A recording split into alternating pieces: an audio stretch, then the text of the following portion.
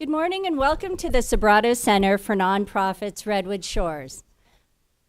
My name is Lisa Sobrato Sonsini, and I'm the board president of the Sobrato Family Foundation. I wanted to start by telling you a little bit about our foundation's interest and commitment to education in Silicon Valley, and then introduce today's agenda and keynote speakers. Our mission is to build a strong and vibrant Silicon Valley community through business and philanthropic leadership.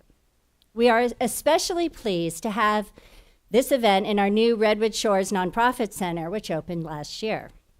Our foundation has a long-standing commitment to supporting education for all students in Silicon Valley, especially for those students who need greater access to opportunity so that they can succeed in school and in life.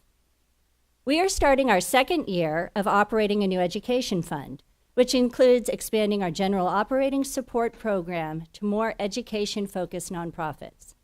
And I also want to highlight our signature education initiative, the Sobrato Early Academic Language Program, or SEAL, as we like to call it. SEAL is a pre-K to third grade model of instruction geared toward English language learners that nurtures academic language development. Early results from the first 4 years of this pilot are very encouraging.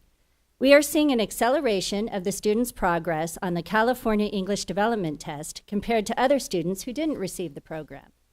We are also seeing a significant rise in family literacy practices, with caregivers reporting an increase in activities such as reading time at home.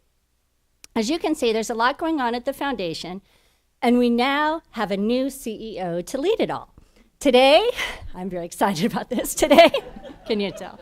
Today, I'm excited to welcome Rick Williams to our foundation team. He joined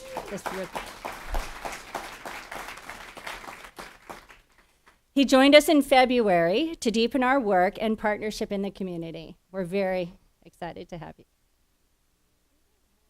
Familiar face. And if you don't know Rick, I hope you will take the time to say hello to him today. Well, that's enough about the foundation. I want to turn to all of us. I want to thank the Silicon Valley Community Foundation and the Noyce Foundation for partnering with us for today's event. There are over 170 of us gathered here from all parts of education reform and the education reform community.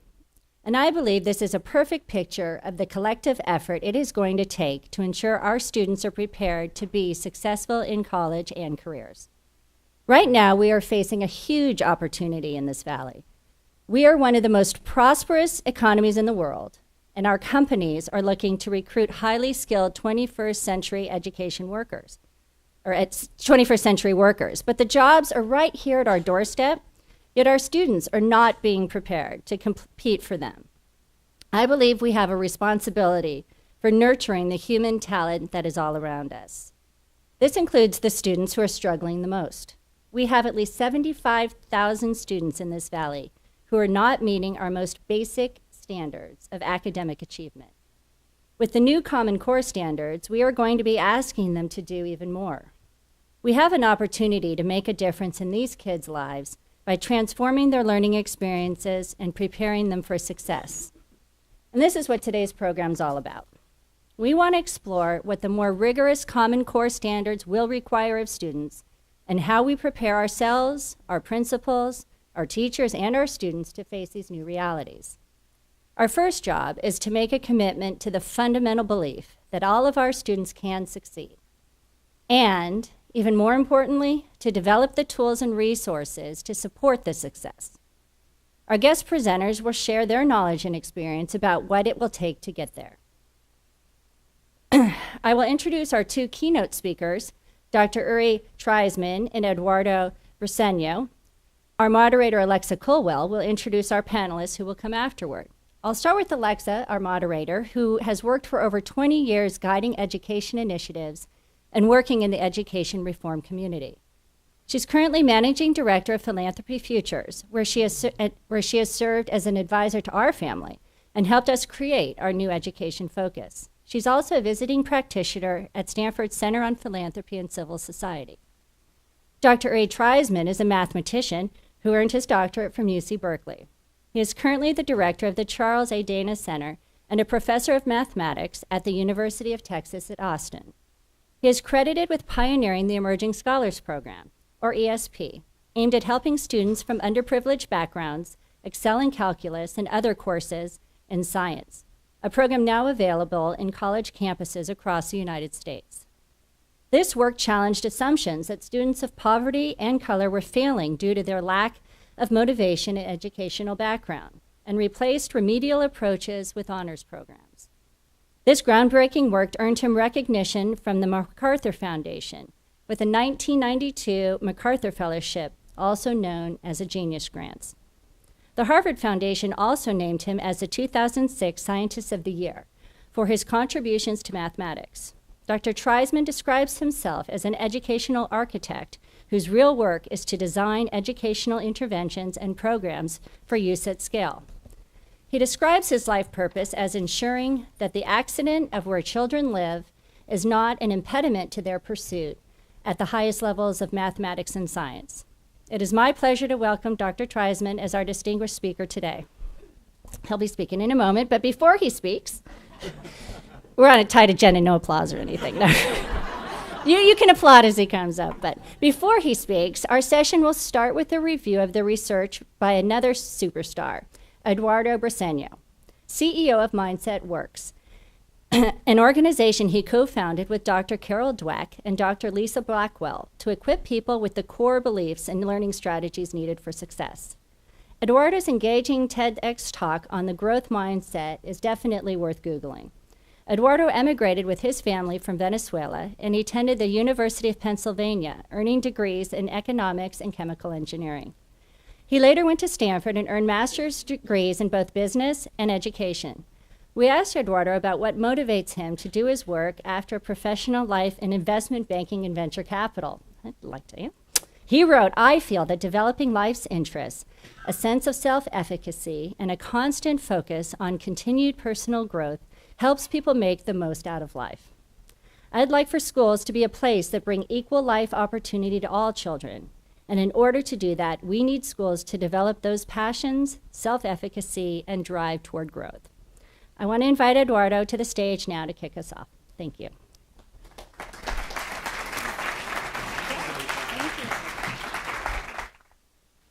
Thank you, Lisa. Thank you, everybody, for being here today. And thank you to Sobrato, to the Silicon Valley Community Foundation, and to the Noise Foundation for organizing this event. Let me see if I can get my slides here up. I'm not.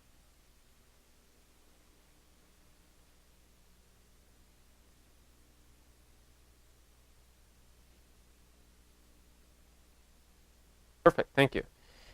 So I'm very excited to discuss this topic with you today. I'm looking forward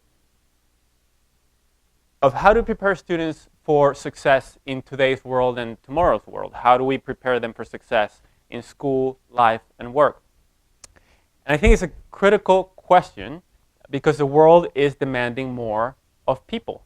I think it's demanding in particular more deeper thinking, and that's going to be even more true in a world of Common Core standards in terms of success in school. And it's also requiring of people to be ongoing lifelong learners, both in their personal life and in their professional lives. So I think it's a critical question, and I'm particularly excited to speak about this question and to discuss this question with everybody here today as we approach mid-2013, because we are going to go through huge changes in the way that we do teaching and learning in our schools to meet these new standards that are coming out, the Common Core state standards, which are very different standards than the standards that we grew up with and the standards that even teachers are being asked to teach today. So most schools and districts are early in the process of figuring out how to redesign teaching and learning to succeed in these new standards. And as we go through that thought process and that redesign process, I think there's a huge window of opportunity to be reflecting on this question. What do students need in order to succeed? And make sure that we incorporate into that redesign of teaching and learning these essential questions and answers that are coming from this line of inquiry. What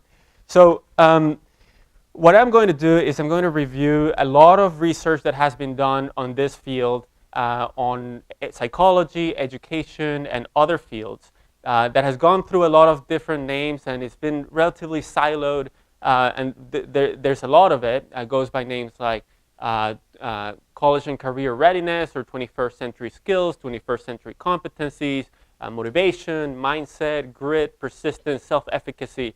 And luckily for us, a few months ago, a group out of the University of Chicago did a review of this large body of research. They called it Teaching Adolescents to Become Learners.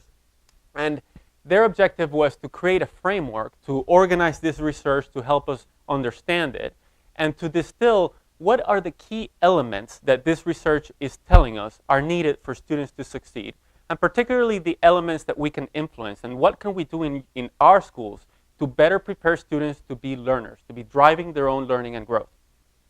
So let me summarize this research for you.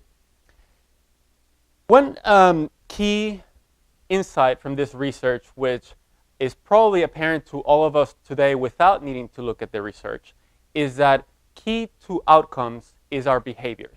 You know, how we behave both inside our mind and externally determines our success or our failure, however we define success, whether it's in success in the workplace or school, or how to better focus or create deeper relationships with those close to us, or anything that we're interested in. In order to achieve the outcomes that we want, we have to take on certain behaviors. And this group out of the University of Chicago was particularly interested in looking at factors in K-12 schools that predict success in college. So kids getting into college, going to college, persistent in college, and thriving in college. And what do they need to do in schools in order to succeed?